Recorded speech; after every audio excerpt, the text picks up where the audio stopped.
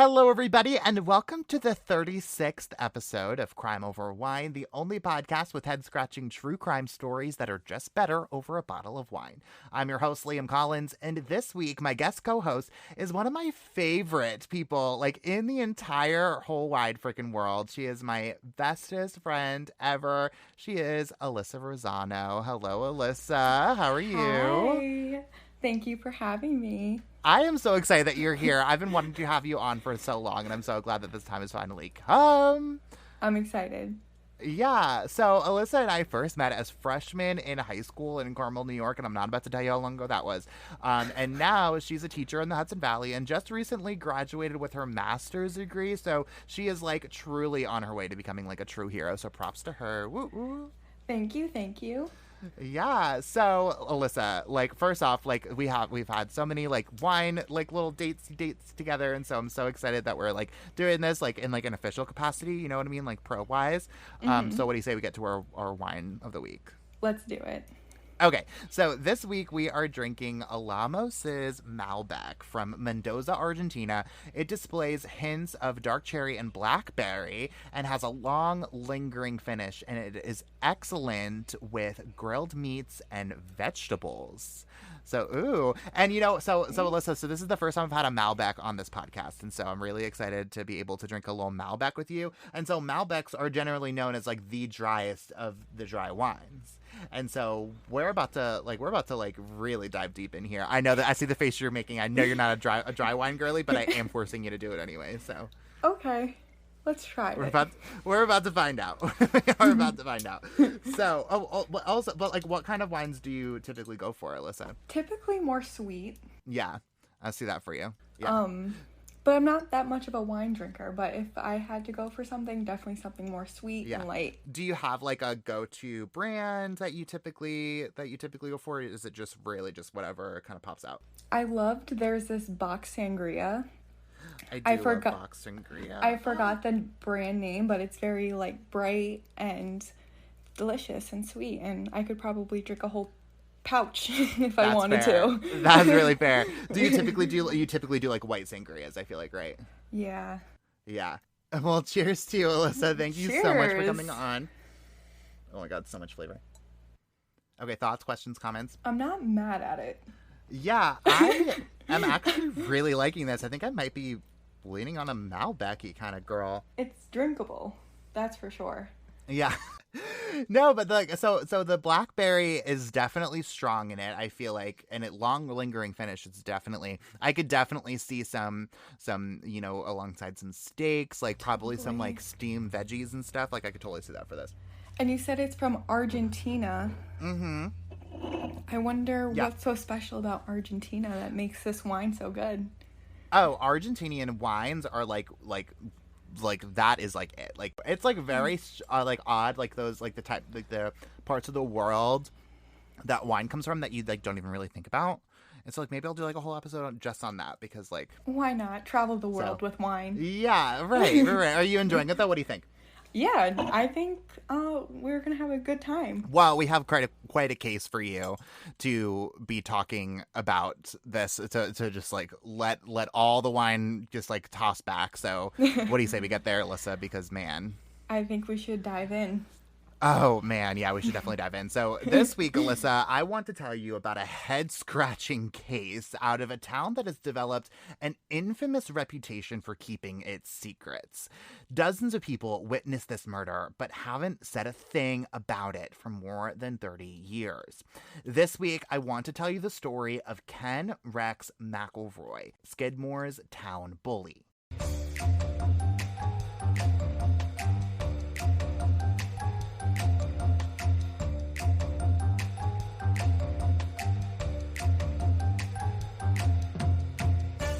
Alyssa and I both grew up in a pretty small town, but the setting for our story this week is far smaller than that.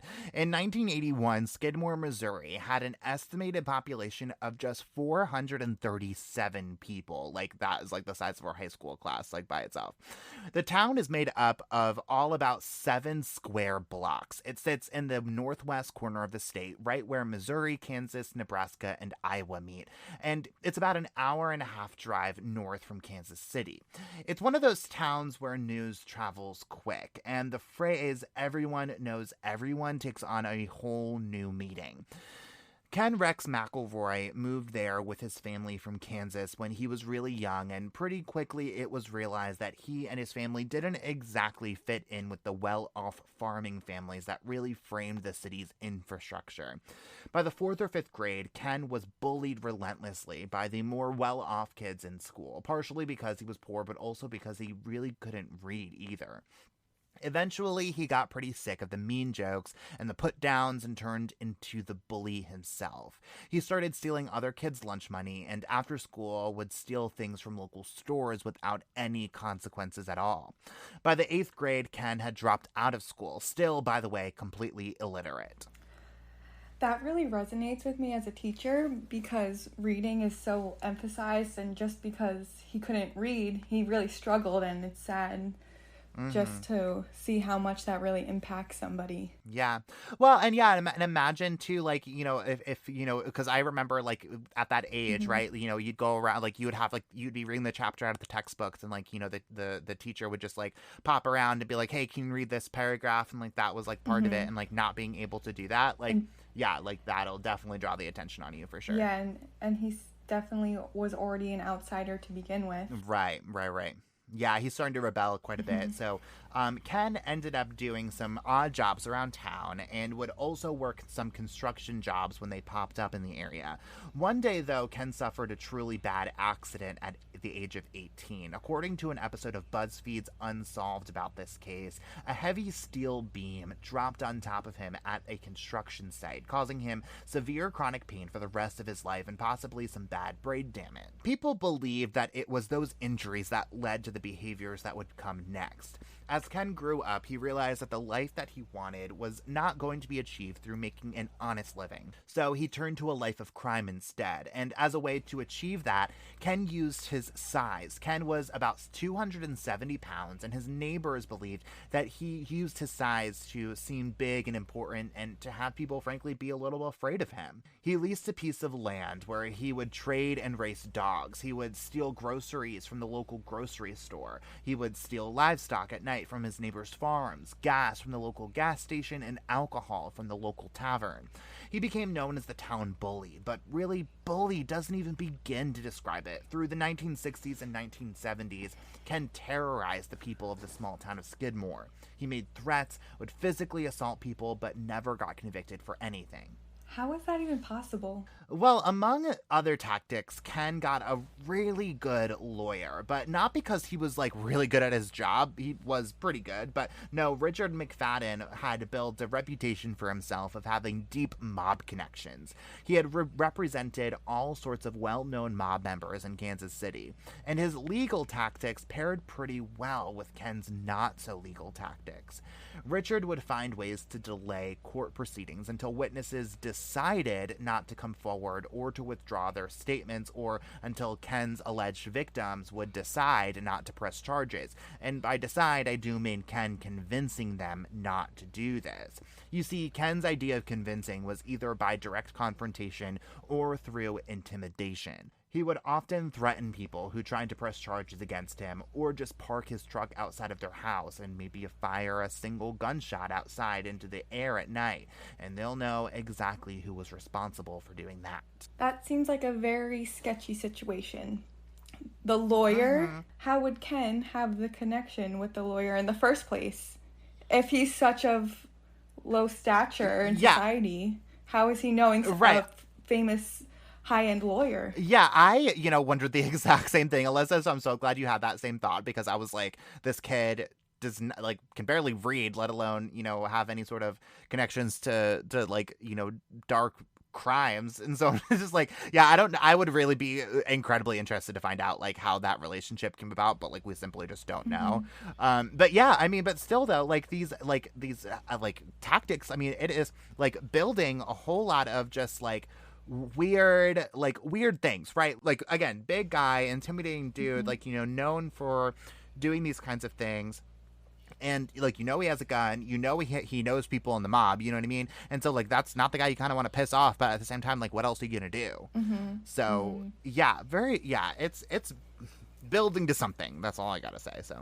So as Ken got older and far more comfortable with his status and ability to get away with practical murder, his crimes got far more intense and violent. He was accused of stalking and raping at least 2 preteen and teenage girls. The youngest was just 12.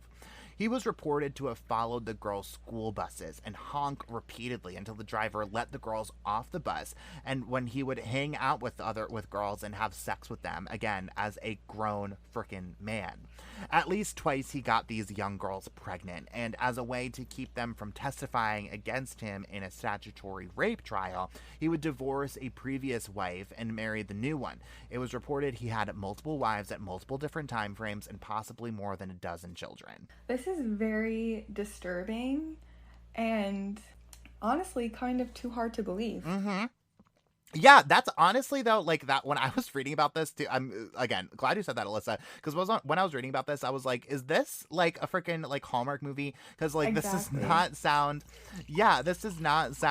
like, this doesn't sound real. It doesn't really sound like this kind of thing happens, like, in real life. It sounds like this is something out of a movie or a book. But, like, painting the picture in my head of this guy, 275 pounds, huge man, like, that's the type of person you would, like, think of, like, doing such a insane thing, but I don't know. Yeah, and like again, so at least once when he divorced, I think his like second wife, I think, that girl was 24, but when they met they were 14. She was 14, and so this is going on for at least like 10 years or so, and like Ken's like older, so like he's like when at the end of the story he ends up being 47, and so he's at least 35 when he's like messing around with these teenage girls. Mm-hmm. Yeah, and I can't imagine like a bus driver willingly drop off kids to a 270-pound man. Like where are the adults in the room? That's what I'm saying. I guess he scared them away. He was so intimidating. I guess so, but like I don't know. Again, at some point, like you kind of have to be like hello, like this does not really feel right. Like she is a child, you know, like maybe we should like, you know, have a little bit of a higher standard, but I guess we're about to find out like, you know, the people who actually did intervene and like what happened to them. So let's get there. So the girl's parents were obviously not okay with this marriage and refused to agree to marrying off their minor daughters. But at least in his last marriage, he would burn the girls' home down and shoot their family dog to intimidate her parents to agree to the marriage. Later, when her family tried to usher her off and put her in hiding away from Ken with their baby, Ken did it again. He burned the family's home down and shot the family dog. But the young girl would later say that the house fire was apparently caused by faulty wiring. That's a nightmare. The poor dog, the poor house. Yeah, for real, right? Yeah.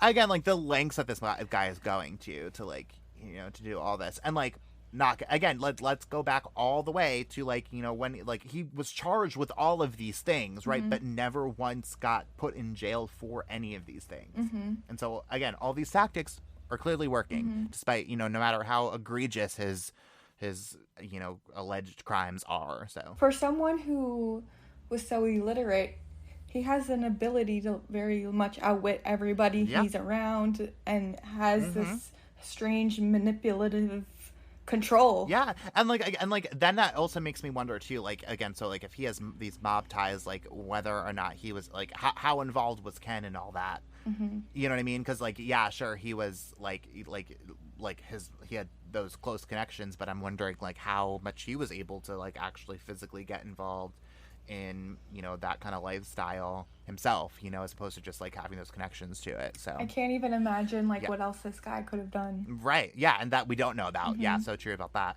Yeah. So Ken's reign of terror on the town certainly did not end there either, and his neighbors were really just getting sick of it all.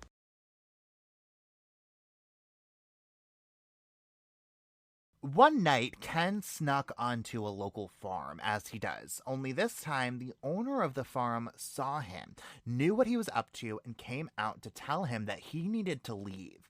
Ken, however, was not having any of it, and in this altercation, shot the farmer right in the stomach. What was he up to? Why was he on the farm? So he would steal livestock. So he would get onto the farm, steal a sheep or two, whatever farm animals, whatever, and sell them and like, make a profit. Like that's how he made his money. Like that's, outside of just like, making an honest living, like he would just steal other people's shit and like turn them for a profit. And that's how he lived his life. So. And then he shot the poor farmer. Yeah, right. And like honestly too, and like too, I think about like, so if this is like a Kansas City mob, and like maybe this is like super like ignorant of me, but I'm gonna say it anyways. Like I feels like it's probably like the mob, like the black market stuff that like the mob is getting involved in probably does have to do with some farm stuff, with some livestock stuff, that kind of thing. And so like kind of talking about what we were talking about before about how involved was Ken in all of this. He probably, was turning it and selling it to his friends, you know what I mean? So that way they can go and do and make even more money off it. And that was like how he was able to, keep a lawyer, keep his friends happy, keep those people close to him. Makes sense. Yeah. He was running it. Right. But like, and then also too, so let's go back to like the real kicker of that. So like, again, like escalating to the point of like, he's going to go do this. And then, the guy says, hey, get off of my property. And Ken turns around and shoots the dude. Yeah, he's very unstoppable, I guess. Unstoppable, right? Seriously, it feels like that at this point. I mean, but also too, like you get away with literally everything else. You get away with literally raping children. So like, yeah, sure, maybe I can just like, and he probably snuck onto that farm a dozen times before and stole a bunch of cattle, and was like, I can get away with this, like I'm unstoppable, like you said. So yeah, I guess it just became second nature for him. Right. Well, probably unfortunately for him though, the farmer ended up surviving miraculously and pressed charges against Ken. Ken was charged with assault with the intent to kill, but in the process of multiple delays, Ken got back up to his old tricks and again started to intimidate the farmer into dropping the charges. He would show up at the farmer's home and just sit outside in his truck every single night, even firing his weapon into the air. When a jury was put together, Ken even found out where the jury members lived, even though, again, they like searched outside of the immediate area to like put this jury together, and put snakes in their mailboxes in a way to intimidate them into a not guilty verdict. He even allegedly burned the judge's barn down in a way to pressure him into recusing himself from the case. Ultimately, it finally went to a trial for the first time, and all of the delays gave Ken and Richard ample time to put together an alibi for Ken. Richard got some of his mob friends together to concoct a story that Ken was actually out with them on the day of the shooting. They said that Ken was out in the woods hunting with them that night and therefore could not have been at the scene of the crime. Ken is doing the most over here. Yeah, and again, it's all working. Everybody's just wrapped around his finger, it seems like. Yeah, for real. The entire town, huh? All of those tactics ended up working too. The jury returned a not guilty verdict, and Ken was free to go. Not only that, but Ken suddenly had this new method of getting out of trouble. He had these tough-looking Kansas City mob friends who would come to his aid and provide an alibi. He was out hunting, he was at their house, they were out drinking together, whatever the story needed to be to get him out of whatever charge he was facing. And it always ended up working, until what seemed to be the final straw for the people of Skidmore. Ken's daughter was accused of stealing a piece of candy from the local grocery store, and the grocer had apparently confronted her about it. Well, when Ken found out about the incident, he was not happy, needless to say. He approached the grocer out in the back of the store down an alleyway with a shotgun and shot the grocer point blank in the neck. I'm not surprised his daughter stole the candy. Yeah, a little bit, right? I mean, like daughter, like father, right? I mean, yeah, like he's probably, yeah, and like again too. So like this is the kind of dude who like is willing to go to like extra lengths to protect himself, like let alone his kid. So it's like, yeah, that, I mean, it was just, but again, like the tension's building at this point, and like that, I'm sure that grocer knew exactly who this little girl was, and, was just like, you know what, I'm not having it anymore, and like tensions are high around town, so. Seems suspenseful. Yeah. Well, luckily, somehow, this guy survives the shooting too and is pressing charges.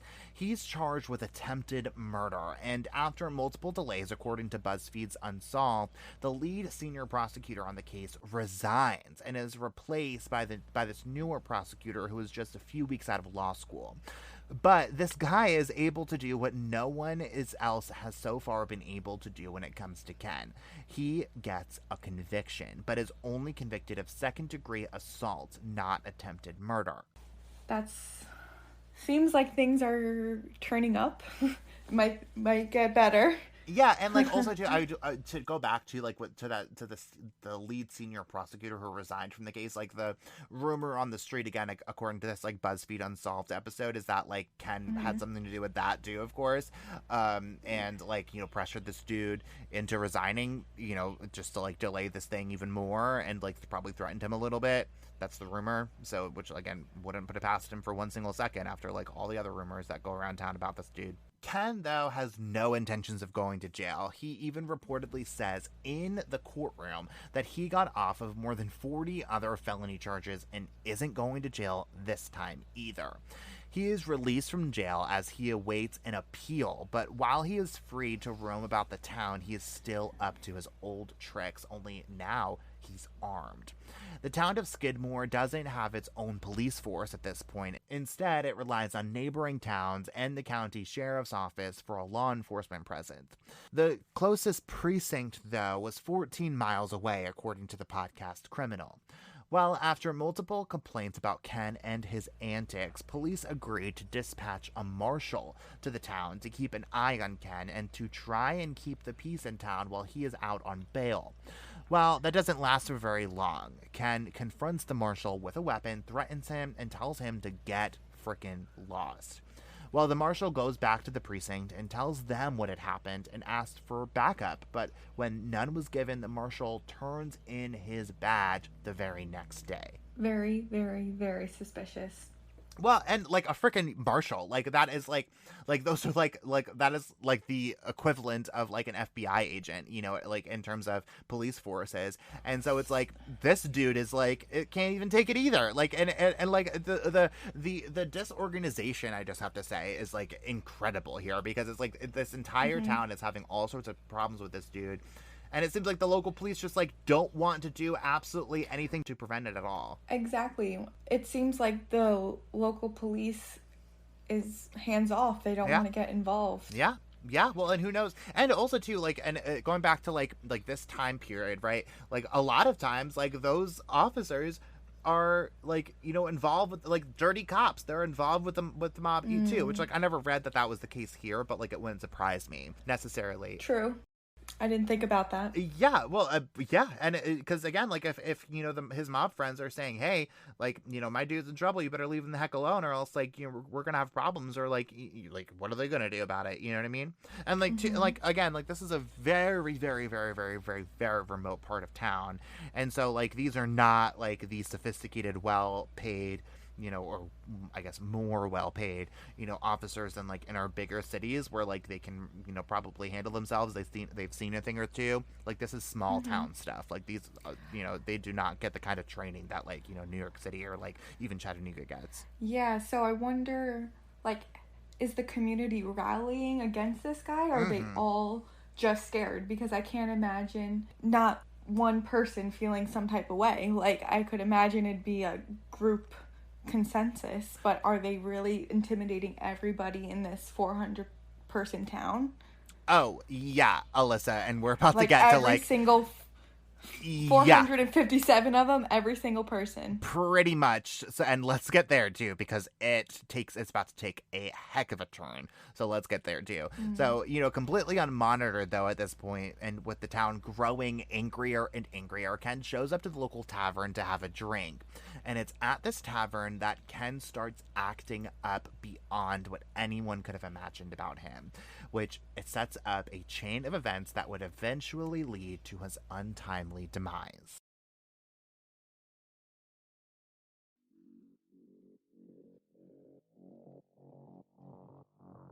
Hello, Crime Over Wine listeners. I am Rachel. And I'm Heather. We are the hosts of Like Mother, Like Murder.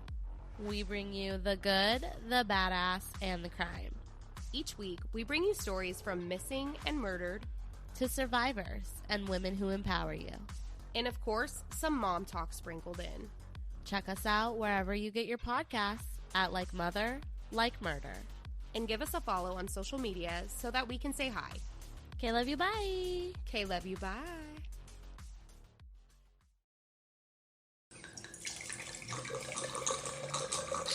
All right, Alyssa, so how is your Malbec going? I'm enjoying it. I think this is my second glass, and it's going down pretty easily. Yeah, I will say, so there's lots of full flavors in here that I'm really enjoying. So the more I drink it too, so what we're talking about, blackberries, and what was the other thing? Oh, dark cherry is definitely in there for sure. And long lingering finish. Again, like I took a sip maybe 30 seconds ago or something. I'm still tasting that in my mouth. And so that's what I'm talking about when it It when I'm lingers. talking about it complementing. It lingers, and it would complement that meat very, very well, because again, you're drinking the wine, you're still having those flavors in your mouth while you're still eating all this food. That is the definition of a really good, of a wine that pairs really, really well with food, right? That's what you want to what you want to look for. Totally. 100 years of family winemaking, so it's a family brand.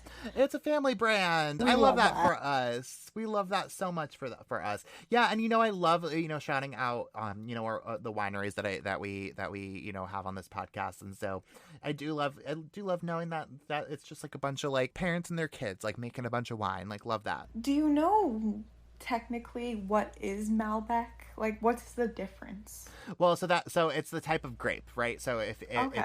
it's the type of grape that you grow. I don't know what makes one grape different from the other. Maybe maybe I'll have to do I am learning every single week on this podcast, and so maybe that's gonna be my next step.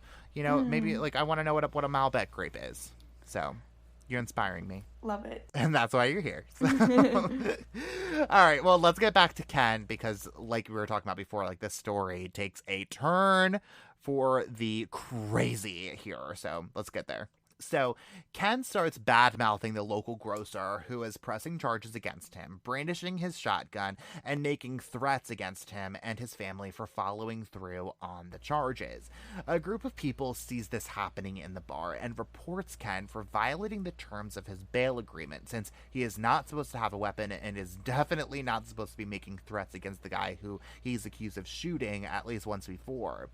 So they report his activity to the court, signing a sworn affidavit to that effect. And Ken has a hearing scheduled to talk about possibly revoking his bail because of his actions. But again, his lawyer is able to use his usual tactics and in order to delay that hearing by almost a month.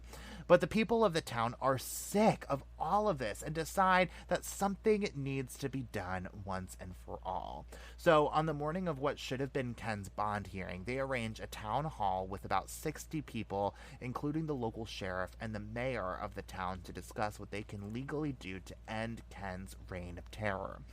The meeting doesn't go great, however. The sheriff suggests that there is really not much to be done besides waiting out the legal process and trying and hoping that it eventually turns out some justice to restore the peace to their small town. The sheriff suggests that in the meantime they form a neighborhood watch and told them not to confront him unless he confronts them, which I just have to imagine after 20 years of this absolute nonsense, that does not sit well with them at all. I would only imagine that he would attack anybody who was trying to watch him.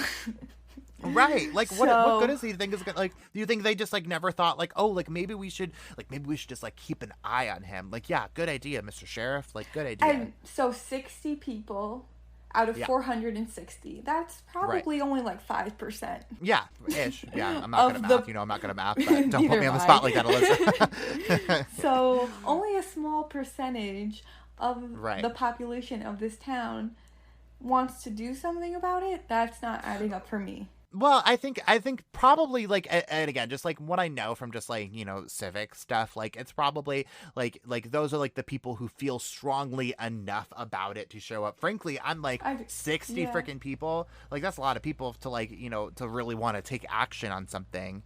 Yeah. You know what I mean? And, I think so, especially for a small town. I would expect if it was just a common problem, okay, sure, maybe of those 400 and something people, maybe 20 of them showed up, and that would probably be pretty impressive. So 60 is a lot of people, in my opinion. Yeah, no, that's pretty valid. Yeah. Because people don't want to be the odd person out, you know? Yeah. They don't right, want to right. put a bigger target. Yeah, and in this town too, it's like a lot of, again, like, like those like factory worker kind of stuff, and so like you're can't get out of work to make the meeting, that kind of thing, and so like that probably accounts for like maybe like the other half the people who just like couldn't show up to the meeting. So but I know for a fact that this like whole meeting does not sit well with them at all, because at the end of this town hall, the people of the town get wind that Ken and his wife had just arrived to the local tavern just down the street from the town hall. So they decide that after all of this time, they are going to take matters into their own hands if no one else is going to do it for them. So a group of them march down to the tavern and see Ken walking out with his wife. The couple gets into their truck, Ken lights a cigarette, and a shot rings out. And then another one.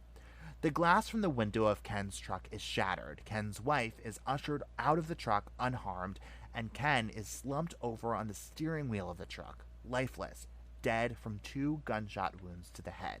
What? Who had the nerve to go after him? Yeah, for real, right? Yeah, and again, like you were talking to, like, like what's the, the town feeling about this? Like, that's what the town's feeling about this, I guess. Like, that's the end. I feel like the wife was okay. They came and got the wife, so it had to be somebody in the circle, the mob circle. Could be. I feel like a townie wouldn't have the balls to really do it, honestly. Yeah. Well, let's get to what the theory is here, because let's get there. So no one ended up calling an ambulance, despite the reported, again, 40 to 60 people who were around town when this shooting took place. And that would be the theme for the next 40 years. No one said a word about who they saw pull the trigger. Police ended up finding bullet casings from 2 different guns at the crime scene, suggesting that at least 2 different people ended up firing the shots. Ken's wife told police later that she turned around right before the shots were fired and saw the co-owner of the tavern with a gun, and he pulled the trigger aimed at Ken's head, but no one ever backed her up on that. The local police, a coroner's jury, 3 local grand juries, a federal grand jury, and even the frickin' FBI all investigated the shooting with no luck. And to this day, there have been no arrests made. The FBI said they tried every approach possible to try and get someone in town to name the shooter and to spill the beans about what happened to Ken McElroy, but no one ever did. Agents would stop in front of houses and sit in kitchens in hopes to get any kind of detail, even if it was just overheard, but they got absolutely nothing. And it appeared to be the town's best kept secret, because everyone started coordinating their responses. They said it was so obvious when the FBI rolled into town, and when they did, word traveled fast that they were back, and they would tell all of their friends and neighbors to stay home that day. When agents did question people in town about the shooting, they all had the same story. They heard the gunshot, hit the floor to avoid any stray bullets, and never saw who actually pulled the trigger. The case got so frustrating for the FBI's agents that they ended up closing the case after a year, after not getting much of anywhere in way of investigation. That's crazy that the FBI put in so much effort to finding the killer. Right, and couldn't get anywhere. Right? And like, oh yeah, and too, like, so again, like, this is frankly, in my honest opinion, like, just like in terms of like, crime, like, just a run-of-the-mill shooting. And so to get the frickin' FBI involved, like, holy crap, unless it has something to do with the mob, unless, right, and like, we know that, obviously we know that Ken has those mob connections, and so maybe that's, like, maybe we're thinking like organized crime type of deal, but I mean, it just doesn't strike me as like, let's get the FBI involved, unless it's, I mean, but so point being is that, like, that clearly showed how tight-lipped everybody was, and was just like, we need help. And it shows, like, how quickly things can spread in a community. I mean, the community was small, but for everybody to be on the same page, it really shows the whole aspect of a community, Yeah. Right, right. And exactly. So like to the point where I was reading like in my sources just about how they would say like, they like it was so obvious that they would cuz they always showed up in pairs. They always showed up in these like really nice cars, and like nobody in town really like, had those kind of cars and stuff. And so like, and like they would just like, someone would see it, they would call everyone that they knew, and then before you knew it, everyone knew that the FBI was back. And what are you going to do about that? And like the fact that this crime that again 60 people saw, and the FBI had no luck finding anything. The freaking FBI, like they had no luck finding anything, like no leads, nothing. Like, man, the whole wife scenario is kind of making me more suspicious about everything. I think she had the intent. I think she had the intention of just saying, oh, it was the business owner because, he's probably has the most money in the community. He has property. He has a business. Like, she would benefit from that. Sure. Instead of saying, oh, the average Joe Schmo. Yeah, that's a good point. Yeah, that's a good point. Yeah, and he probably is, like, one of the few people in town who like, owns a home and a business, right? Yeah, that's a good point. But, like, I feel like whoever planned to do this killing, or who did this killing, could have easily like killed the wife by accident, but like purposely tried to save her. Sure. Because like you're shooting guns like in a car, like a bullet can easily go to your passenger seat, no problem. So it seems like they had to like get her out of the car somehow. Yeah, it does feel like a little reckless on that front, but like also too, we're talking about Missouri, and like those people like have a lot of training with their guns, and so True. like they probably had really good aim at this point. But no, good point though. Like when I first read that, I was like, oh my god, like what about her? And I think I even read that she might have been pregnant at that time too. She's probably relieved that he's gone. Well, not so much. So, but we're going to get back to that. So let's hear it. Yeah. So to this day, there have been 0 arrests made for Ken's murder. There is a book, a movie, and a docuseries about the case, but it brought the town no closer to coming clean. And the people who live there seem pretty content with that. To this day, several reporters and documentarians have gone to Skidmore to try and fish out the truth about what happened in the town on July 10th, 1981. But every single report I read had the exact same ending. The people who call that town home now seem to be just fine with pretending that it never happened and moving so far beyond it. As for police, they seem to be just as interested in finding out who killed Ken, but just as aware that they likely never will. The sheriff said as recently as 2006 that he wants to find who killed Ken, but the publication he told that to noted that he didn't seem to be expressing much hope in that happening. Police who were around back then would later tell reporters, quote, "They did what they did because we didn't do our job." End quote. So it seems like the people were definitely trying to like protect this killer. And I wonder if rumors have like spread, and like I wonder now like maybe like if people our age have like heard rumors from like their parents. Yeah, and it's crazy. So there's a whole article written about this case in the Washington Post, and we're going to link to it on our website and in our show notes and everything. So look out for that. But it starts off talking about how this writer's father is from the area, and even he is not like super telling about like what he knows about this whole situation and what he doesn't know and all that jazz. And so I guess it just kind of becomes, those 60 people, they know, and maybe they don't. Maybe they're being honest that they really don't know who saw the killer. I find that very hard to believe, because murders have been solved with fewer witnesses before. But I mean but point being is that is where they're at, where it's you don't even tell your kids about what happened that day. Yeah. Well, and to answer your question before, Alyssa, so Ken's 3 most recent wives had stood by Ken. They both said that Ken treated them very well, despite at least the 2 most recent wives being, again, literal children when they got married. They said that Ken was not guilty of nearly what the town and the media had alluded to, and that they never saw him steal a single thing. Ken's most recent wife filed a wrongful death lawsuit against the town, county, and some private citizens and ended up settling out of court for about $17,000. She ended up remarrying and moving out of town and ended up also dying of cancer in 2012. And the man she swears killed Ken also died in 2009. Wow. You know, like, we talked about how, like, this was what began in the 60s and the 70s, and, like, these people died in, like, 2009 and 2012. Like, I remember 2012. Right. Hey, me too. Like, and hopefully I always will, right? Yeah. Like, we lived then, so, like, it's not really that far I know. long ago. Isn't that crazy? I totally agree with you. When I read that too, I was like, because 1960, 1970, like, this murder happened in 1981. Like, to think that, like, those people were, like, among us and, like, knew the truth and, like, you know, were there for this day. Isn't that crazy? I bet somebody in this world who was there still knows. It's probably good. There's probably a good amount of people. Yeah. So, you know, but Alyssa, this town certainly knows how to keep a secret or two. There's absolutely no doubt about that. And like I said, it has built quite a reputation for doing so since Ken's death. And not just the secrets related to Ken's murder either, but related to several more murders that happened within the sleepy town's borders ever since.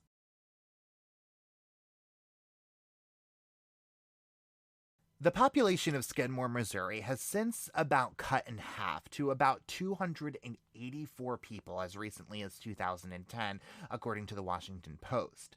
All of the scenes of our story are gone. The grocery store where Ken was accused of shooting the grocer, the tavern that Ken and his wife were drinking at the morning he was killed, and the bank where his wife fled to after the shooting. But what remains is this air of mystery that has set over the town. Ken's death is still unsolved to this day, and since he was shot execution style in the middle of town, a number of haunting and graphic murders and mysteries have come to define the town too. Now, every single one of the cases I'm about to tell you about could be episodes of on their own, and I may just have to do that, but in the meantime, here are some of the synopses.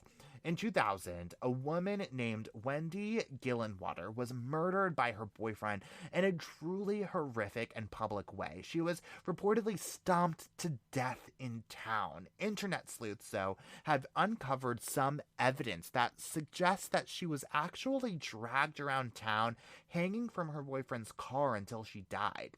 But that was not the definitive cause of death here. Her boyfriend, Greg Dragoo, was charged with her death and was sentenced to life in prison. I can imagine why there's only 284 people living in this town. Seriously, though, right? Like, I don't, listen, like, this kind of thing, like, this kind of, like, graphic murder happening in, like, a town is, like, would be, like, in Chattanooga would blow up. Like, that would be, like, the news of everyone's day. The fact that this kind of thing happened in the same town where, like, somebody else was, like, mob style, like, executed. Like, it's, like, that's insane to me. Like, but we're about to get to even more of those cases, too. But, like, and the fact that all this happens in the same town is insane. Oh, Lordy. Yeah. Well, you know, truly the most horrific crime, though, happened in 2004. 23-year-old Bobby Jo Stinnett was found murdered in her own home. She had been strangled to death. And her mother, who found her, said that it looked like her stomach had exploded. Bobby Jo was 8 months pregnant, and police found that a woman named Lisa Montgomery had killed Bobby Jo and cut her baby out of her womb to keep her as her own. Lisa was sentenced to death and is still appealing that sentence, though, and could be taken off of death row by reason of insanity. Sounds pretty insane to me. Yeah, definitely. Yeah. I don't know what they be doing in this town, but because I don't know about all that baby cutting and strangling and explosions. Yeah, and you know too, and like I would again like episodes on their own, like like the amount of times that I've read about like people like cutting babies out of wombs and like trying to keep them from themselves, like there are so many cases like that. Like it's kind of actually kind of wild. But this was again, like if that happened anywhere else, like that would be the top news. And so again, this is all happening in the same 7-block town. Like, WTF. It's just a spiraling effect. Yeah, it sure is. The most haunting case, though, and the one that truly gets at this town's ability to hold a deep and dark secret and keep that secret, comes in the name of a boy named Branson Perry, who was actually Bobby Joe's cousin, kind of ironically. He is 20 years old and seemed to vanish into thin air on April 11th, 2001. Here's the short version of his story. Again, this is an episode on his own, but this is, the synopsis. He and a friend were cleaning out his house, waiting for his dad to return home from the hospital when he went to go put some jumper cables in the shed, which is just a few yards from the house. But he never made it there, and no one saw a thing of what happened to him. Not his friend, not even the two guys who were working on his dad's car in the driveway of his home. And get this, Alyssa, the jumper cables, those were gone too. Until 2 weeks later, after hours and days of searching for Branson, they simply appeared in the shed right where they were supposed to be. That, seems a little bit too hard to believe. Right? But, like, literally, it's like imagine, though, Alyssa, like, thinking, like, my house, right? And so, like, imagine me just going, like, oh, like, I'm just gonna go, like, put something in my car really fast, and, like, just never returning. That's how I picture like this whole thing's happening, and like literally seeming to vanish into thin air is the only way that I can describe this case, right? Because it's like you have this like you have these jumper cables, they disappear with you, and then 2 weeks later they just like are there. Like, I don't get that at all. And, like, again, like, they're all, like, it's not like it's, like, dark. It's in the middle. It's in broad daylight. It's, like, you have, like, there was people in the driveway. There were 2 people in the driveway. There was one person in the house who's, like, a close friend to Branson. And no one saw a single frickin' thing. Maybe he transported to a different realm. Maybe he got kidnapped by aliens. It's possible. Maybe... Listen, I believe he got abducted. I love aliens like so much, so like I will like die on that hill any day of the week. I definitely feel like that's the most logical explanation here. But aliens for sure. But again, like aliens aside, which like I think is like obviously the theory we're going with here. But like aliens aside though, like again, so we're talking about like a situation like where like it seemed like somebody should have seen something, and like nobody's saying a freaking word about it.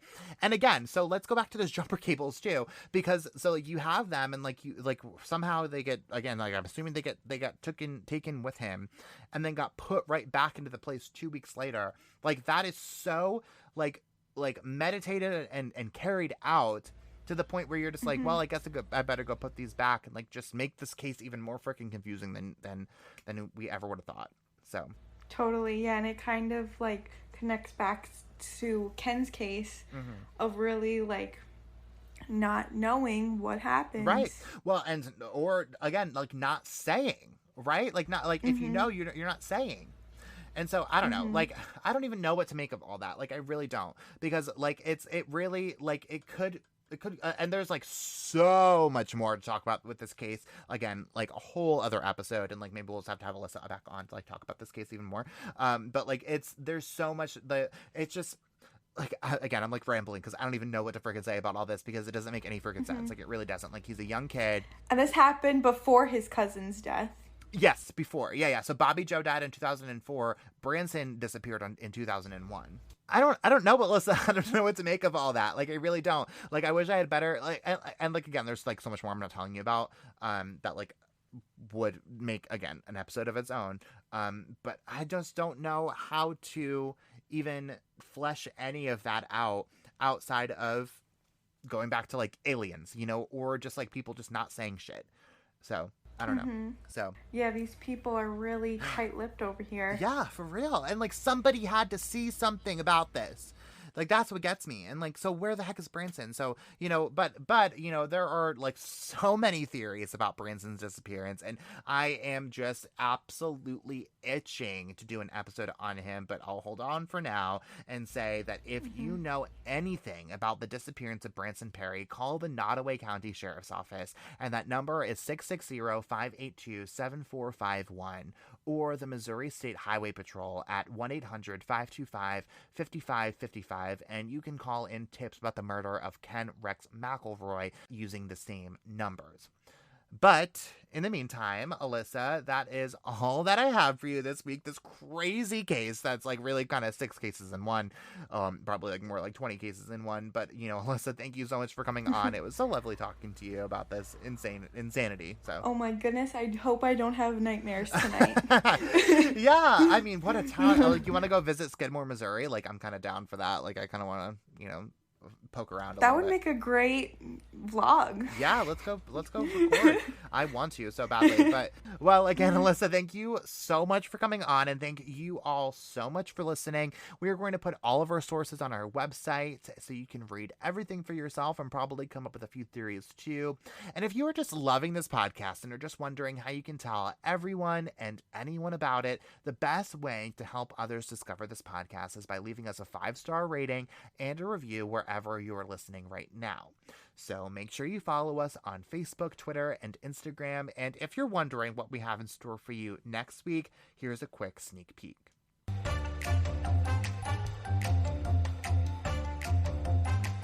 Hello, everybody. It's Liam. And I'm Jordy, the host of the podcast Beers with Queers, the true crime podcast. And next week, we're joining the Crime Vineyard to tell you all about a wild case that just gets stranger and weirder the more it goes on. It really does. And I promise you, you are going to want to talk to all of your crime-loving friends about it. But you'll have to wait until next Wine Wednesday to hear all about it on another episode of Crime Over Wine. Proud member of the Podnuga Network.